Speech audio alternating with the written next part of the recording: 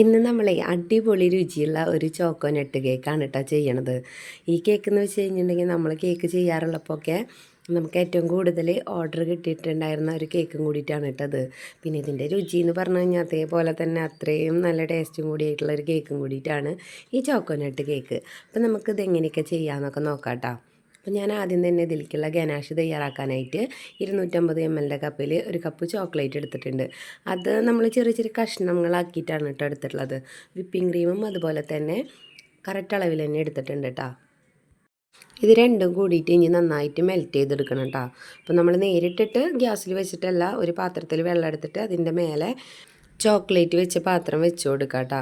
അപ്പോൾ അതിലേക്ക് വെള്ളമൊന്നും ആവാനും പാടില്ല കേട്ടോ നമ്മുടെ ഈ ചോക്ലേറ്റിലേക്ക്. അങ്ങനെ നമ്മളങ്ങനെ മെൽറ്റ് ചെയ്തെടുക്കുന്നതാണ് കേട്ടോ ഈ ഗനാഷ്. അപ്പോൾ നമ്മൾ മെൽറ്റ് ചെയ്തെടുത്ത സമയത്ത് കുറേ കട്ടകളൊക്കെ ഉണ്ട് ചെറുതായിട്ട്. അത് കുറച്ച് നേരം ചൂടോട് കൂടി വെച്ച് കഴിഞ്ഞാൽ അത് ഫുള്ളായിട്ട് നമുക്ക് മെൽറ്റായിട്ട് കിട്ടും.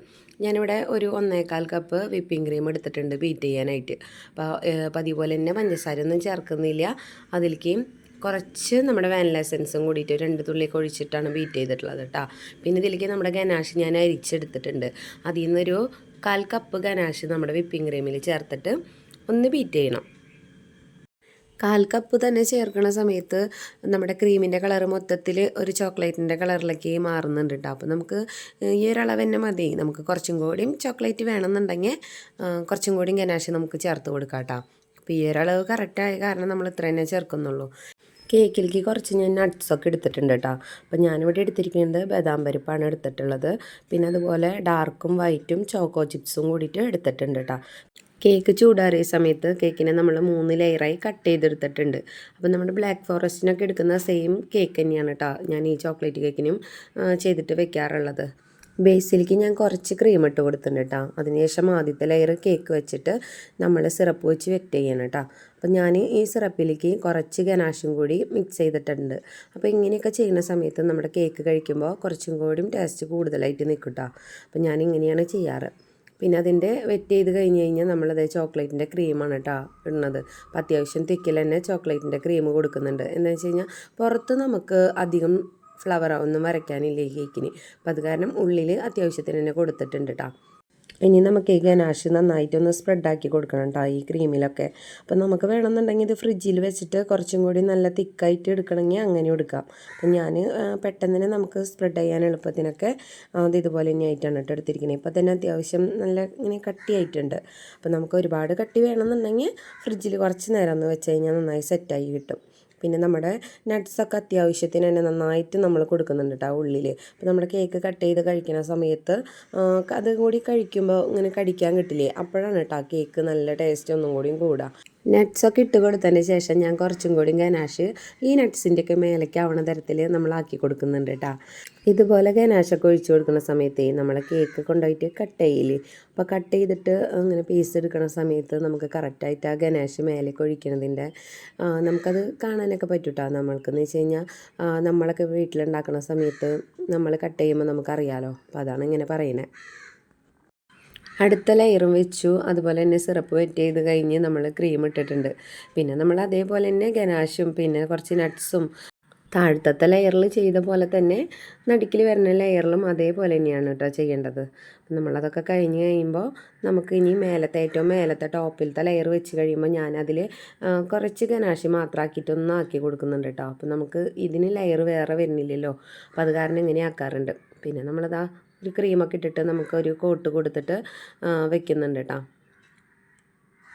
ആദ്യത്തെ കോട്ട് ക്രീം കൊടുത്തതിന് ശേഷം നമ്മൾ ആദ്യം തന്നെ ചെയ്യേണ്ടത് അതിൻ്റെ ബേസിൻ്റെ സൈഡൊക്കെ നമ്മൾ ക്ലീൻ ചെയ്തെടുക്കണം. പിന്നെ നമ്മൾ ഇന്ന് കുറച്ച് നേരം ഫ്രിഡ്ജിലേക്കൊന്നും വെച്ചെടുത്തിട്ടില്ല കേട്ടോ. കൈയോടെ നമ്മൾ ബാക്കിയുള്ള ക്രീമും കൂടി ഇട്ടിട്ട് ഫിനിഷ് ചെയ്തെടുക്കുകയാണ് കേട്ടോ ചെയ്യണത്. അപ്പം നമുക്ക് ആദ്യം ടോപ്പ് വശത്ത് ക്രീം ഇട്ടിട്ട് ഫിനിഷ് ചെയ്യുന്ന സമയത്തേ ടോപ്പ് വശമാണ് ആദ്യം ചെയ്യുക കേട്ടോ. അപ്പോൾ ഇതിനും കൂടി എളുപ്പത്തിൽ നമുക്ക് ചെയ്യാനൊക്കെ പറ്റും. പിന്നെ നമുക്ക് സൈഡിലേക്കും കൂടി കൊടുക്കാം. അങ്ങനെ നമ്മുടെ സൈഡൊക്കെ ഇങ്ങനെ നന്നായി വലിച്ചെടുത്തിട്ടുണ്ട് കേട്ടോ. പിന്നെ അതിൻ്റെ ബാക്കിയുള്ളതൊക്കെ മേലേക്ക് ഒന്നും കൂടി വലിച്ചെടുത്ത് നമ്മൾ ഫുള്ളായിട്ട് ഫിനിഷ് ചെയ്തെടുത്തിട്ടുണ്ട്. പിന്നെ നമ്മൾ ഗനാശ് ഒഴിക്കുന്ന സമയത്തേ ഒരുവിധം എല്ലാവരും പറയാറുണ്ട് 1 മണിക്കൂർ നേരമൊക്കെ ഫ്രിഡ്ജിൽ വെച്ചെടുക്കാൻ. അപ്പം നമുക്ക് ടൈമൊന്നും ഇല്ല എന്നുണ്ടെങ്കിൽ 1 മണിക്കൂർ വെക്കണമെന്നൊന്നുമില്ല കേട്ടോ. അതിന് ഉപ്പാട് വെച്ചാലും എടുത്തിട്ട് ഗനാശ് ഒഴിച്ചാലും കുഴപ്പമൊന്നുമില്ല. അപ്പോൾ നമ്മളിവിടെ ഒഴിക്കുമ്പോൾ കുഴപ്പമൊന്നും പറ്റിയിട്ടില്ല ഇതുവരെയൊക്കെ ചെയ്തിട്ട് കേട്ടോ. അപ്പോൾ നമുക്ക് ഗനാശ് ഒഴിക്കുന്ന സമയത്ത് ഇങ്ങനെ ഒഴിക്കാനായിട്ട് ബുദ്ധിമുട്ടുള്ളവർക്കാണെങ്കിൽ പൈപ്പിംഗ് ബാഗിലാക്കിയിട്ട് മേലേക്ക് ആക്കി കൊടുത്താൽ മതി കേട്ടോ. അങ്ങനെയാണെങ്കിൽ എളുപ്പം എന്നുണ്ടെങ്കിൽ ആ രീതിക്ക് നമുക്ക് ചെയ്യാവുന്നതാണ്. കേക്കിൻ്റെ പണികളൊക്കെ കഴിഞ്ഞിട്ട് വരുന്ന സമയത്ത് നമ്മുടെ ഗനാശ് ചിലപ്പോൾ ഇത്തിരി തിക്കായിട്ടുണ്ടാവും.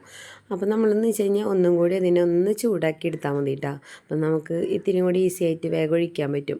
ഇല്ലെങ്കിൽ ഒരുപാട് തിക്കായി കഴിഞ്ഞാലേ നമുക്ക് അത് താഴേക്ക് ഒലിച്ചിറങ്ങാനൊക്കെ ഇത്തിരി ബുദ്ധിമുട്ടാക്കിയ ഉണ്ടാവും കേട്ടോ. അപ്പോൾ ചൂടാക്കിയിട്ട് ഒഴിക്കുകയാണെങ്കിൽ ഇത്തിരി കൂടിയും നല്ല രീതിക്ക് തന്നെ താഴോട്ട് അത് ഒലിച്ചിറങ്ങിക്കോളും. പിന്നെ നമ്മൾ ഈ കാണിക്കുന്ന പോലെ മേലെ ഒഴിച്ചതിന് ശേഷം ഒന്ന് വേണമെന്നുണ്ടെങ്കിൽ ഈ തരത്തിൽ ഒന്ന് നമ്മുടെ നൈഫ് വെച്ചിട്ട് ഒന്ന് ചുറ്റിച്ച് ഇങ്ങനെ കൊടുത്തു കഴിഞ്ഞ് കഴിഞ്ഞാൽ സൈഡിലേക്കൊക്കെ ആയിക്കോളും കേട്ടോ. നമ്മുടെ കേക്കിൻ്റെ വീഡിയോ ചെയ്യുന്ന സമയത്ത് ഞാൻ പറയണത് എത്ര പേർക്ക് മനസ്സിലാവുന്നുണ്ടെന്നൊക്കെ എനിക്കധികം അറിയില്ല. എന്താണെന്ന് വെച്ച് കഴിഞ്ഞാൽ ചിലപ്പോൾ എന്നെപ്പോലെയുള്ളവർക്കൊക്കെ ചിലപ്പോൾ പെട്ടെന്ന് തന്നെ മനസ്സിലാവുമായിരിക്കും. നമ്മൾ ഒന്നാമത് തൃശ്ശൂരായി കാരണം നമ്മുടെ ഒരു സംസാര രീതിക്കൊരു വ്യത്യാസം ഉണ്ടല്ലോ. എൻ്റെ വീടെന്ന് വെച്ച് കഴിഞ്ഞാൽ തൃപ്രയാറാണ് കേട്ടോ. അപ്പോൾ ഞാൻ അവിടെ നിന്ന് ഇങ്ങോട്ട് വന്നപ്പോൾ 2 തരത്തിലുള്ള സംസാര രീതിയിൽ കുറച്ച് വ്യത്യാസങ്ങളുണ്ട്. എല്ലാം കൂടിയായപ്പോൾ എനിക്ക് കുറച്ച് വർത്തമാനം പറയുമ്പോൾ കുറച്ച് നീട്ടലും ഇതൊക്കെ ഉണ്ട് കേട്ടോ. അപ്പോൾ എൻ്റെ വീഡിയോ കാണുന്ന എല്ലാ കൂട്ടുകാരും അതൊക്കെ ഒന്ന് സഹകരിക്കുക കേട്ടോ. ഇനി നമ്മുടെ കേക്കിൻ്റെ കാര്യം കുറച്ച് നേരം പറയട്ടെ കേട്ടോ.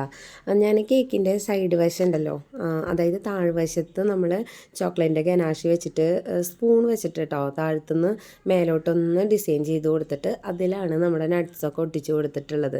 അപ്പോൾ നല്ല ഭംഗിയുണ്ടായിരുന്നു കേട്ടോ കാണാനായിട്ട്. എനിക്ക് ഭയങ്കര ഇഷ്ടമായിട്ടുണ്ടായിരുന്നു. പിന്നെ നമ്മൾ അതിലൊരു ഹാപ്പി ബർത്ത്ഡേയുടെ സ്റ്റിക്കും 2 നമ്മളെ ബട്ടർഫ്ലൈനെയും കൂടി വെച്ച് കൊടുത്തിട്ടുണ്ട് കേട്ടോ. അപ്പോൾ എനിക്ക് ഭയങ്കര ഇഷ്ടമായിട്ടുണ്ടായിരുന്നു ഈ ഒരു ഡിസൈൻ. നമ്മുടെ കേക്കിൻ്റെ ഒരുവിധം എല്ലാ വർക്കും കഴിഞ്ഞിട്ടുണ്ട് കേട്ടോ. അപ്പോൾ നമുക്ക് പേര് എഴുതാനും കൂടി ഇരുന്നു. അപ്പോൾ ഞാൻ പേരും കൂടി എഴുതി വെച്ചു. എന്നിട്ട് ഞാൻ നമ്മുടെ ബോക്സിലേക്ക് ആക്കി വെക്കുകയാണ് കേട്ടോ കേക്ക്. അപ്പോൾ നമുക്ക് പിന്നെ വേഗം അത് എത്ര മണിക്കാണ് കൊടുക്കേണ്ടതെന്നുണ്ടെങ്കിൽ ആ സമയമാകുമ്പോൾ വേഗം എടുത്തിട്ട് കൊണ്ടുപോയി കൊടുത്താൽ മതിയല്ലോ.